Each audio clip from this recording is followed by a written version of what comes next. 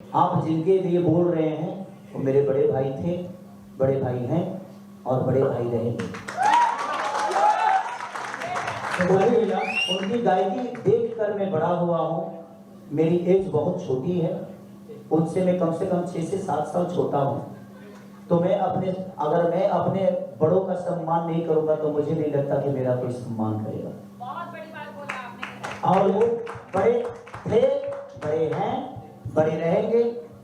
मनमुटाव तो मैं करता ही नहीं हूँ। हम सब लोग भाई हैं और भाई ही रहेंगे।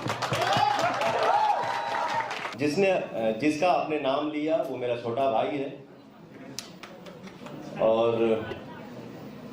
इंडस्ट्री है, एक छोटा सा परिवार है और परिवार में छोटी बड़ी गलतियां होती रहती हैं, उसको माइंड नहीं करना। तो खेसारी लाल यादव कर रहे हैं एक बड़े गाने की प्लानिंग। जी हाँ दोस्तों, बता दूं कि सारे गामा हम भोजपुरी के एमडी विक्रम मेहरा जी से मुलाकात किए हैं और खेसारी लाल यादव आप लोग देख सकते हैं तस्वीर भी साझा किए हैं। जी हाँ दोस्तों, ऐसा माना जा रहा है कि एक बड़ा गाना जो कि बहुत ही जल्द खेसारी लाल यादव का देखने को मिलेगा।